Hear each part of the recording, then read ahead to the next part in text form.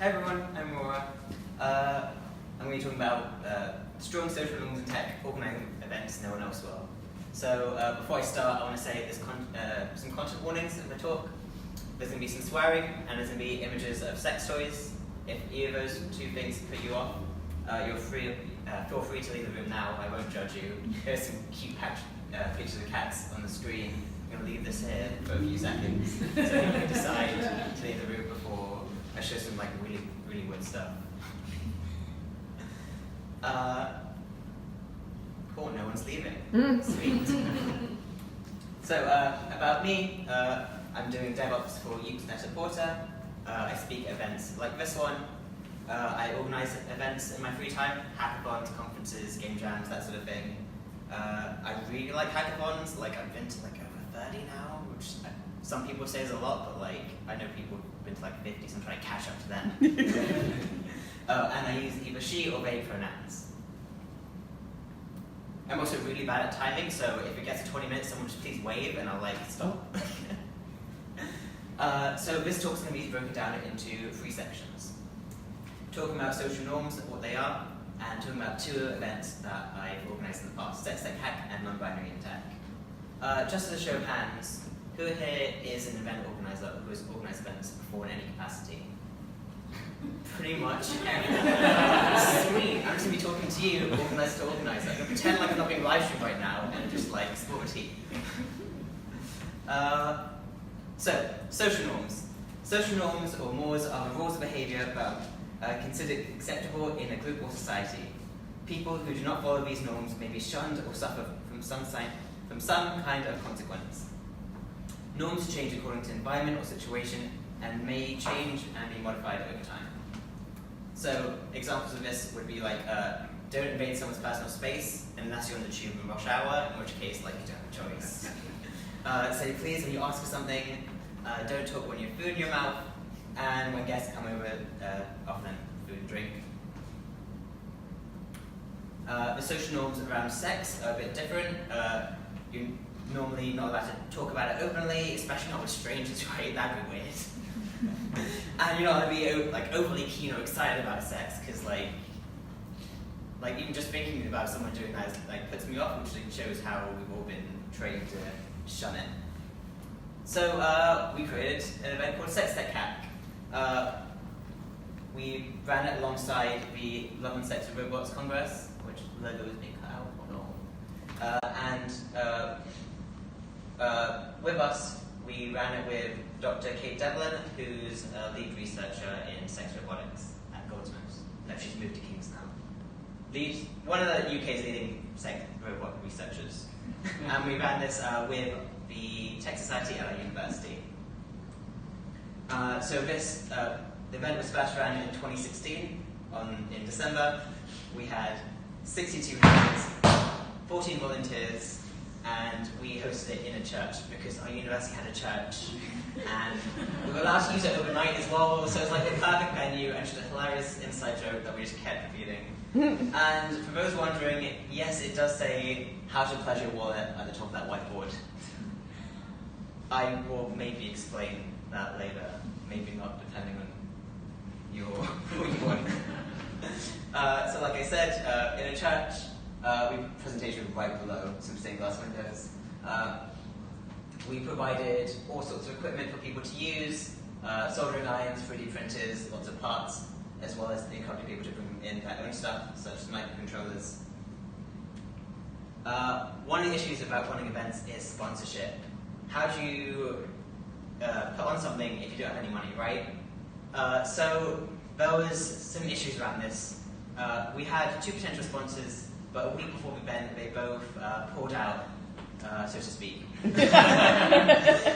So we started the venue because of the university, and we left free. So we emailed all of our participants and said, hey, we don't have any money, but come along anyway, we have space, bring some sandwiches along, and the event's still going to happen. So we just aimed low, and can you believe it? We managed to pull together 4 sponsors in the last minute, meaning that we had enough money to feed people, and we had a bunch of prizes donated we could use for the hack, which Kate is posing with in that photo. So, when talking about sex and identity and that sort of thing, you want to make sure your attendees take the matter seriously and don't treat it as a joke, or at least take it lightheartedly, but don't overdo it and make anyone feel uncomfortable. So, the main reason we tackled this was by putting out an application form to come to the event rather than selling tickets, making everyone fill in why they want to come, what they want to build, etc., etc.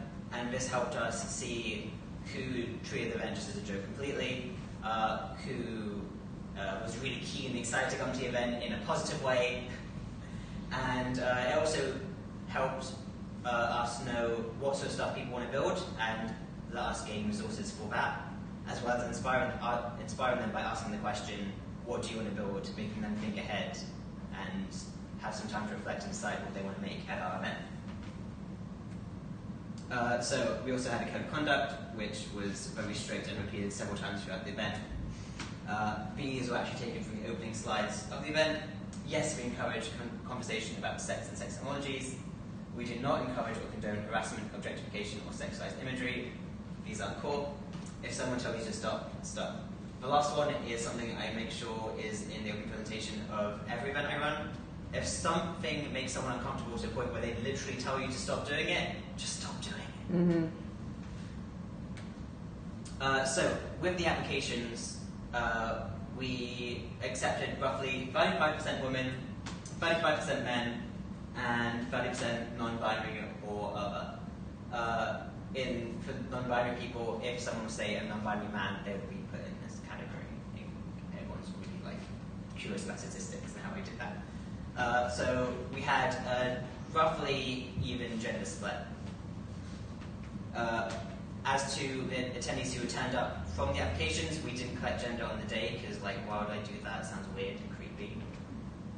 So I'm not 100% certain on that. So during the event, after the 24 hours in the church, 13 hats were made with all sorts of things, from wearables to soft robotics to some neural networks. How do I explain what any of these do? So, Botcoin was a wallet you have the pleasure to generate cryptocurrency. Bombkit was the children's toy Boppet, but hacked into controlling 2 sex toys. Ride the Market, Fuck the System was one of my faves. They took stock market data, fed it into a vibrator, and 3D printed a fist and put it in it, so you get fucked by the system. Yeah. And the Logpad was our overall winner, which was a soft robotics project they made and cast with silicone overnight.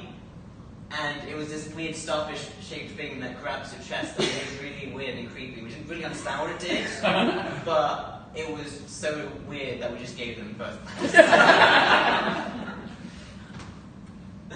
The event ended up winning Event of the Year by our student union, so we're super proud of that. And as I said, alongside this, it ran with the conference, which you may have heard of because of the ludicrous headlines that were created around it. The conference was like an academic conference. It was quite boring. It wasn't as exciting as this article was actually. Speaking of the conference, the event was really popular and then was ran again. I graduated by this point, so I wasn't on the organising committee, but I was able to attend as a sponsor and managed to convince Samsung to throw money at them. And this is one of the hacks made. That's Kate in the middle, lying down on a bed, a sleeping bag. I think it had vibrators and stuff attached to it. I don't really remember. And everyone cried out. Cool. And there is an event planned this year. We haven't started organising it again. If you want to keep up with that, you can follow Hacksmiths on Twitter. So, the next event I'm going to talk about is non-binary tech. Does this break any social norms? Not really, but has anyone organised an event solely to celebrate non-binary people before in the tech industry? Not that I've heard of or could find. So I had to make it myself. So the real inspiration for non-binary tech was this tweet, hashtag MBConf2017 by Bar James, who collected a list or repository of speakers of non-binary folks in the tech industry who give talks.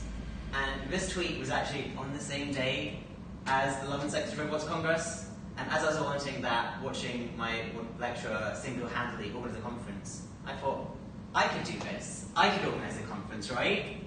It's not going to be a lot of effort. So I did just that. Because of the joke, well, like, I messaged them and said, hey, do you want to make a conference? Do you want to make your tweet a reality? And they were like, no, but you're free to. Like, sounds like James.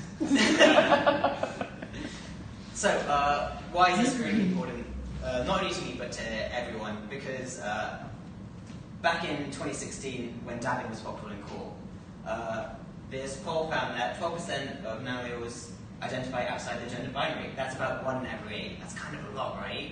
And there's very little representation for them in general, everywhere, and especially not in the tech industry.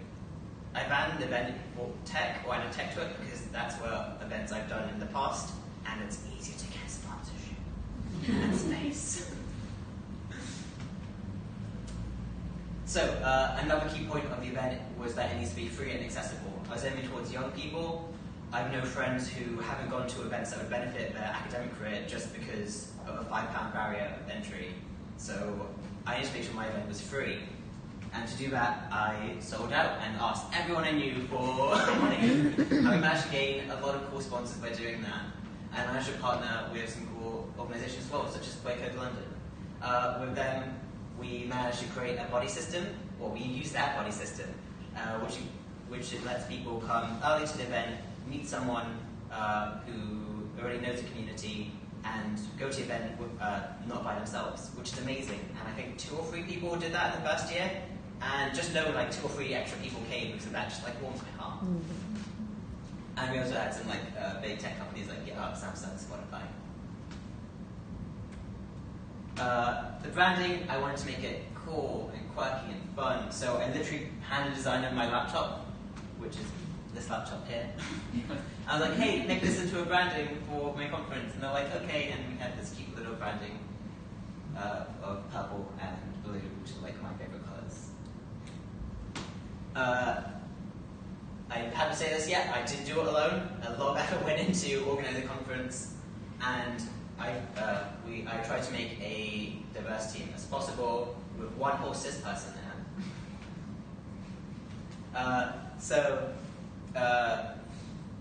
I'm going to check my notes to what I said about this slide because I can't remember.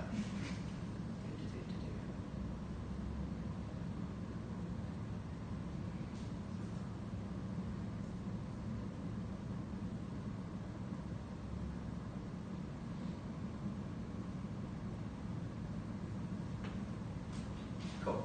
So I want to thank all the folks who helped me organize it. They're awesome. You should follow them all on the social medias. A key part of organizing events is delegation. I found this a lot for this event and other events I've done. For the conference, I wanted to make an event that I wanted to go to and I wanted to benefit from. So that meant I delegated everything on the day so I could sit in the conference myself and watch all the talks and still be there to advise if anything came up. So the first event was over 1 day, had 6 speakers, 1 panel, and total had 118 people. Super happy for that. The spotlight for the event was for non-binary people, and that meant we only had non-binary speakers and non-binary MC. Even when we were calling people inside the lecture theatre and calling for lunch, we had non-binary people announce that, because this is for us and them. So these are speakers, and here's all of us at the end of the event, all the attendees who made them like that so we can have a picture. Look how cute we are. Then we had some really overwhelming success. We sent out a survey a couple of days after the event asking, hey, what do you think of it? What did we do right? What did we do wrong? What would we improve? A lot of people asked us to run it again, which which is great, but also like after running an event hearing, do it again, it's like, oh, doing this for free in my spare time as a volunteer, please. But people really loved the event, and that just inspired me to do it again, because we needed this event in the community, as shown. So we ran it again this year. The branding's a bit different. This time I delegated to someone else rather than taking care of it myself, because although it's my precious baby, I know I need to delegate and give responsibility to other people to make the event happen and be as good as it can be. And here are some images for from the more recent one this year. I made everyone tap at the end.